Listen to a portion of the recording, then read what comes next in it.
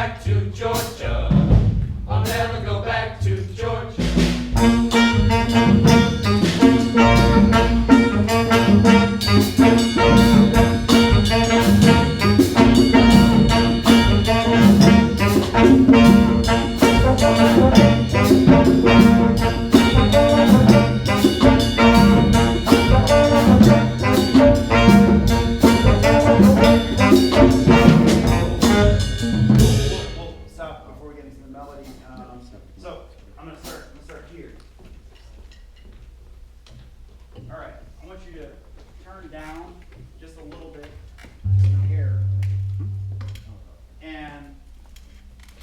Play for me, just play that intro. Okay?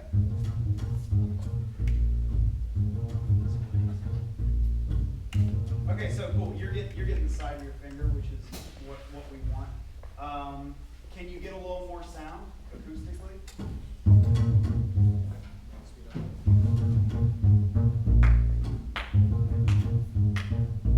And I think if you scoot your hand further down and see what we get.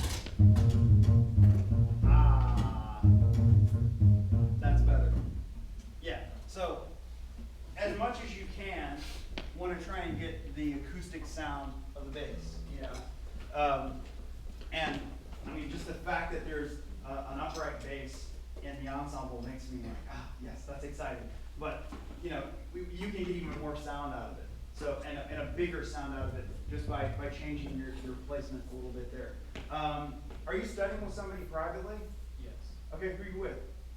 Phil Spencer. Okay, cool. And so you might talk to him too about, like, it's always kind of awkward. How do you position your body in relation to the bass? Yeah. You know, some guys play like with the bass more in front of them and lean over it, which may put your arm in a better position to get a little more leverage. You know, because right now you kind of have to reach across your body, which doesn't give you a lot of leverage. You have to use your wrist for leverage. If you can, here, let's try this as an experiment. Let's try. Can you, stand there? Can you reach? Oh, hold on. No, not quite that far. No. Okay. He's a mannequin. Yeah, you're going to be kind of across your body. Yeah. Some of it's just the physics and proportions of the instrument in relation to. How old are you? 15. Yeah. So give it 3-4 years, and it may be a little different, you know, in terms of where you are in terms of reaching across your body. But if you can get some of your arm into that, not there, but the weight of your arm. Yeah, that's a different sound. Okay, cool. So, saxophones. What are we playing on? C star? Yeah. Oh, Minor. this is a minor. Okay, cool.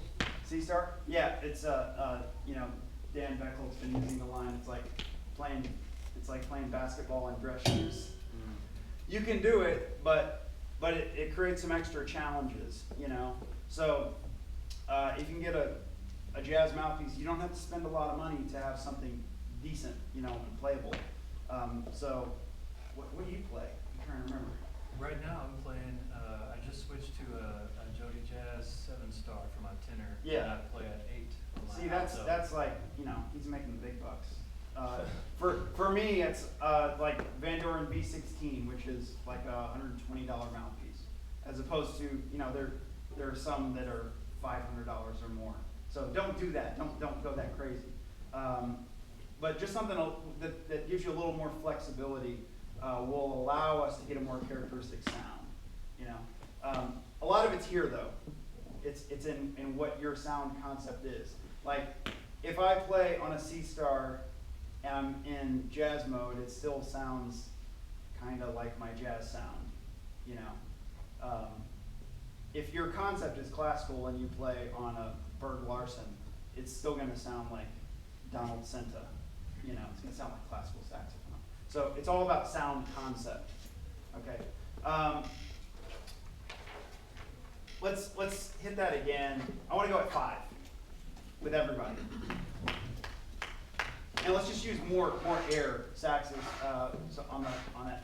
Day, day, day, a 1, a 2, a 1, 2, 5,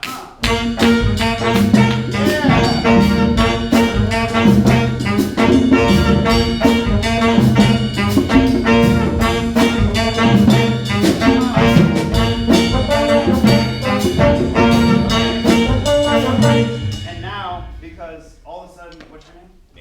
Nikki is all of a sudden using a lot more air. That's an alto sound. Holy crap, that's an alto sound. Yeah, so do that. Okay. Right? It's just mezzo forte, so. Yeah, well, it's and dynamics are relative.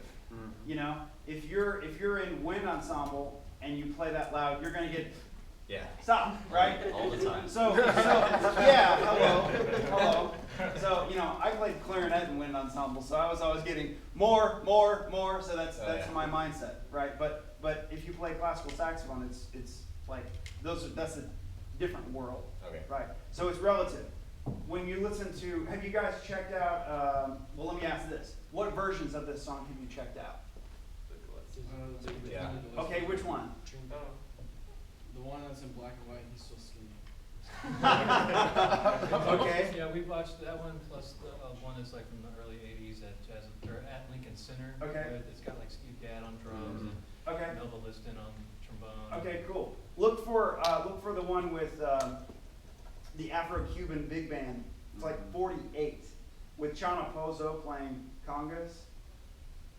Check that out. And I actually mentioned that in talking about the performance on the tape. For some things to play. But this is not a subtle song. So this is not a, what's your ballad? Remind me. None. Oh, We okay. don't have. Never mind. I'm thinking of another band. So it's not subtle. You can go ahead and, your mezzo forte on this tune Okay. is what you just did. Solid. So now that they're playing, you can, guess what? I need more. Trumpets, be ready. 1, 2, same spot. A 1, a 2, a 1, 2,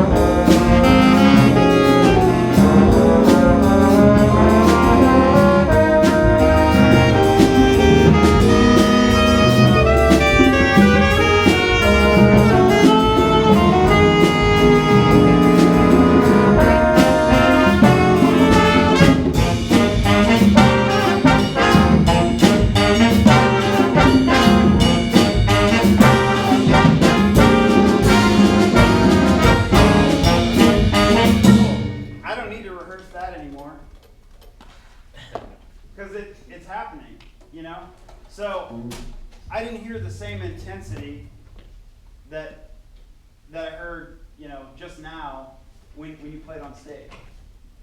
Did anybody get a little nervous or maybe feel a little bit of like apprehension playing on stage? A lot of you played earlier. A little bit, okay, yeah. If we're honest, we probably all feel a little bit of apprehension. Don't let that make you shy away from the gig. Realize that little bit of apprehension or sometimes we perceive it as apprehension or insecurity is in fact, man, I've really worked on this music really hard, and now I have like a few minutes to go perform it, and kind of bear the fruits of my labor, so to speak. So that's exciting. Bring that excitement to the performance. The thing that was stunning about the transformation this time you just played it. Those brass figures, da. That's exactly right, and that's not how you were playing it the first time. It's just moving more air through the horn. Even if you're going to play it at a quieter dynamic, I want the same articulation. So let's just try that as an experiment. Let's play it mezzo piano, but articulate with the same intensity. Okay? 1, 2, 1, 2, same stop.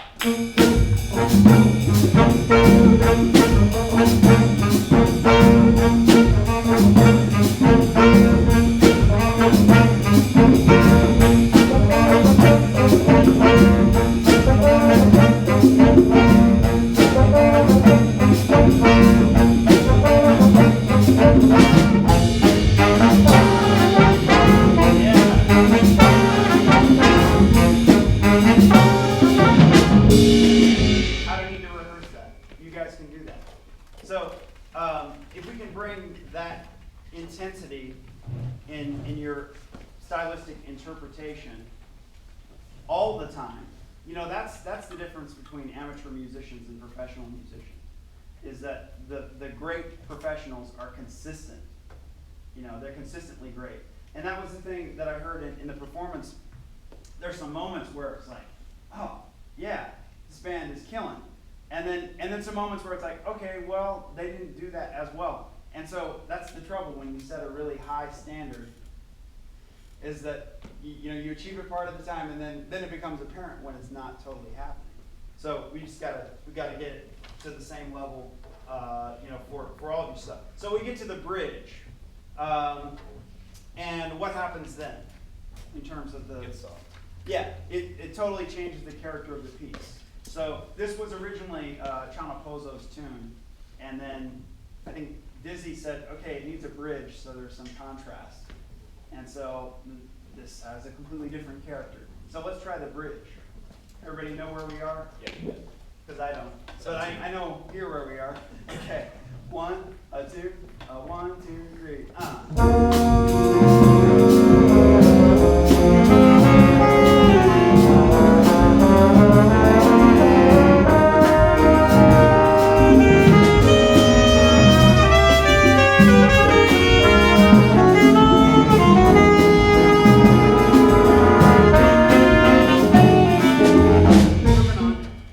Moving on. Let's check out Living Larger Than Life. That's the one. No, sorry. Changed my other mind. Boogie Stop Shuffle.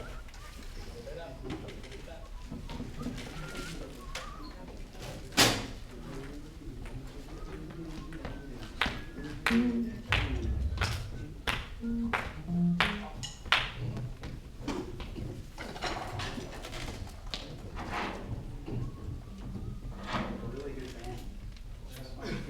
Good players here. And the thing I love is everybody seems to be excited, and yeah, we're playing jazz. It should be fun. If we're not having fun, why would we do this? Yeah, it's just too much work. If it weren't fun, I mean, other than the immense amounts of money that we make doing it, yeah. there's that. You know what, I should have told my joke guys. I just realized what joke I should have told. I've been doing jokes on stage like one a year. Well, hey, you know how you make $2 million as a jazz musician? Well, first you start with $4 million. Wow. Hey, there we go. Okay, boogie stop. 1, 2, 1, 2, 3. Okay, my turn. I'm a little slower than that. 1, 2.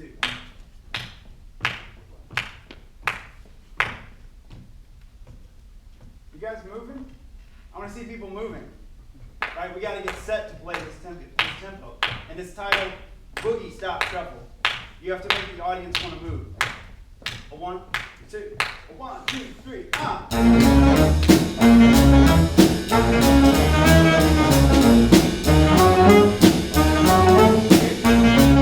Just the folks that have.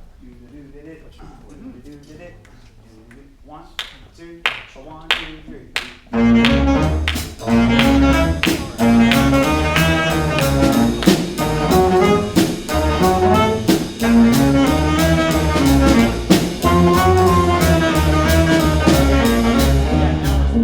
Now we're swinging. So the temptation is to straighten that out. It's really hard to not do that, but the temptation is to straighten that out and separate it. It has to be connected all the way through, and we have to put a little accent, right?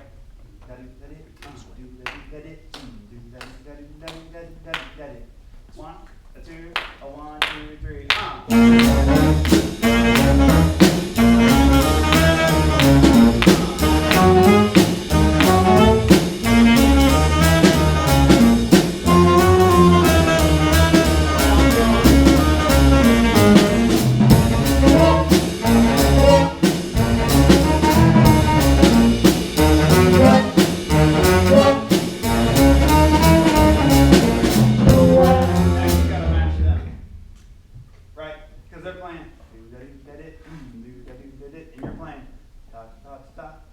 So more of a D articulation, and you want to try and make sure that it connects, that each note connects. So you don't want any space between the 8 notes. Make sense?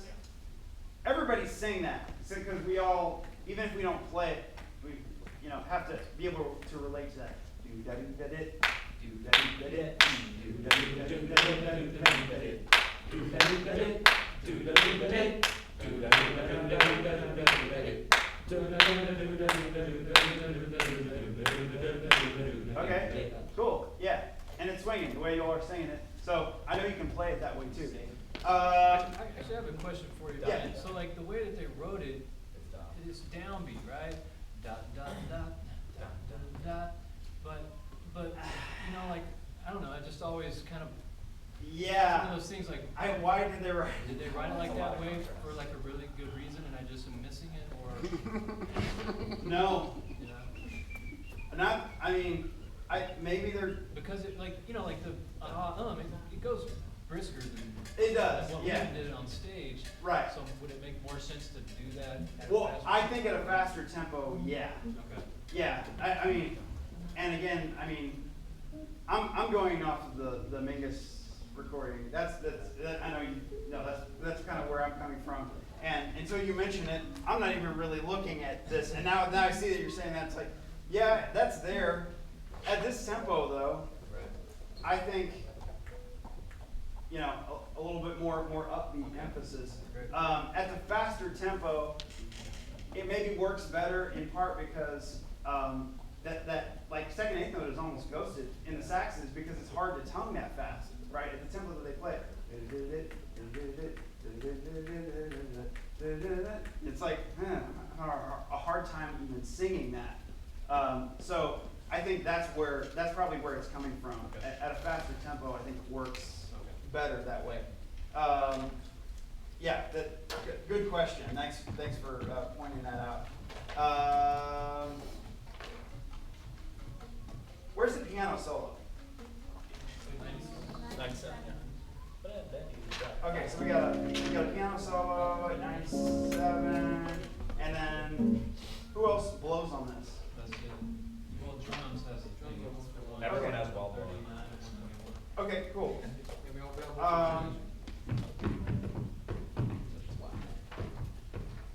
And we have like a little Wall blowing. shout kind of thing that goes into that. Well, going into so the shot should be 130. Okay, cool. Let's hit the shout section. 1, 2, 1, 2, 1, 2, 3.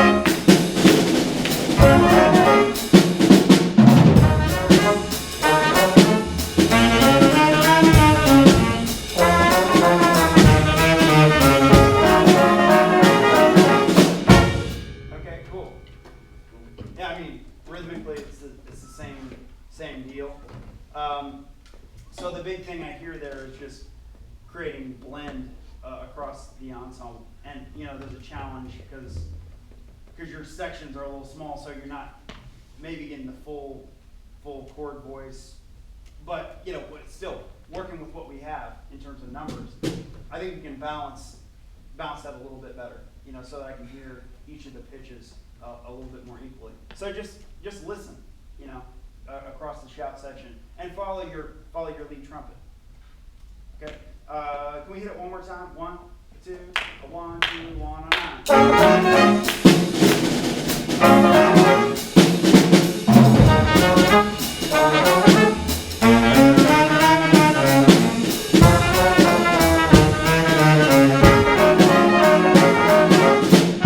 Yeah, just making those a little bit more connected is going to make it feel a little better.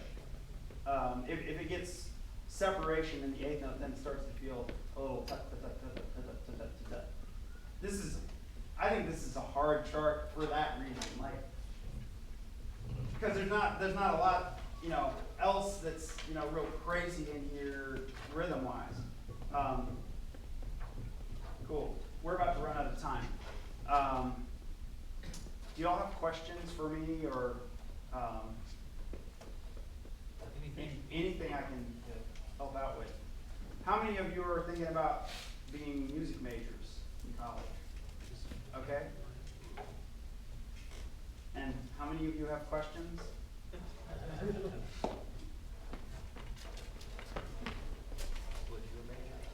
What's that?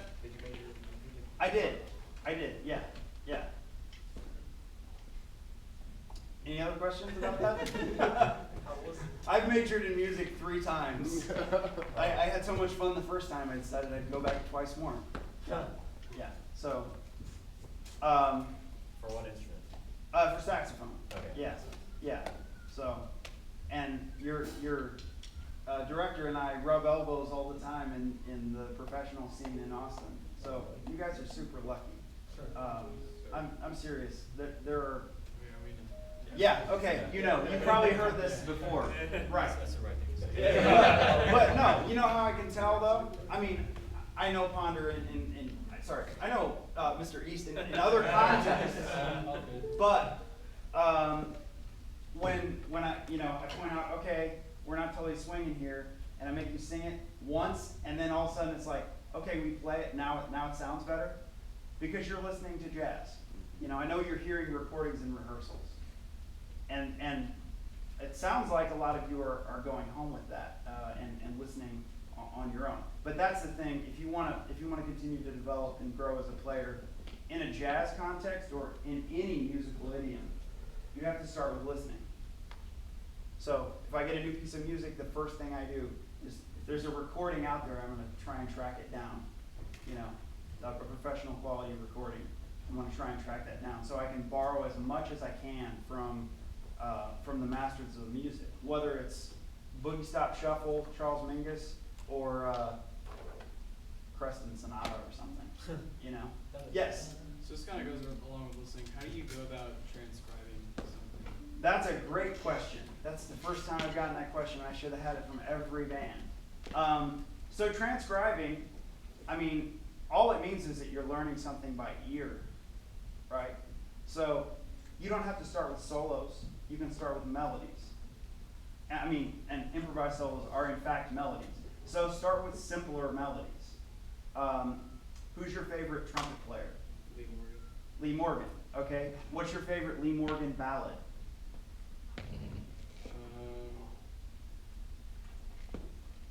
He plays I Remember Clifford. Yeah, that's a real good one to learn because he sticks close to the melody. And you can copy his tone, you can copy his phrasing, you can copy his vibrato, and you can also see where he displaces the melody, right? So that's transcription. That's it, And then from there you just pick slightly more difficult melodies. So then maybe you go, okay, I like Lee Morgan. Okay, have you heard Moanin'? Yeah. So everybody knows his solo on Moanin', right? Oh, I'm Lee Morgan. Yeah. I'm Lee Morgan. Okay, so there you go. And in terms of how to do it, actually, I'm glad you reminded me of that. Yeah. Sing along. In fact, the most productive transcription that I do starts with singing. It starts with trying to sing the line, and then that keeps me more honest with identifying the pitches, because I've already matched it. If I can sing the solo, then I've already matched it. So then it's just a matter of putting that on the horn. So start with simple melodies, sing along with the line that you're trying to rip before putting it on the horn. And you can write it down, but only write it down after you've memorized whatever it is that you are going to learn. So writing it down that's secondary. That's a different skill, right? It's a different skill than absorbing vocabulary. So then do you kind of like more technically, do you take like a skeleton of what you hear and then you try and go in and like fill in the little like inconsistencies and stuff, or do you take it like note by note? Note by note. Yeah. And again, I start here and then put it on the horn. So start with really simple things. I mean, have you done some transcription? Yeah, like simple stuff like melody only. Okay. I mean, the Lee Morgan Moanin' would be a great one. I Remember Clifford would be a great one. Miles Davis the classic one. Yeah, Miles Davis what I do usually is like Lee Morgan, Louis Armstrong, and then Arturo for more. Okay, so that's a murderer's row of trumpet players right there. I mean, Louis Armstrong is great because you're playing lead, right? So Louis Armstrong is the whole history of swing bands, is based on his sense of rhythm and phrasing. So as a lead player, that's not only going to give you some great solo things to play, it's going to teach you exactly how to phrase in swing context. So there's your answer. Start with West End Blues or something like that. Yeah. It doesn't really matter as long as you don't take something that's just so difficult that it's completely inaccessible to you. I think it's always better as a beginning transcriber to begin with something that you think is going to be too easy, because then you'll get into it and find the difficulty right away. Oh man, I can't really match this guy's pitch at all, or I mean not pitch, tone, or I'm having trouble getting the articulation. And I try to be as exacting as possible. So I think we're running out of time. Any other burning questions? Did that address? Yeah. Okay.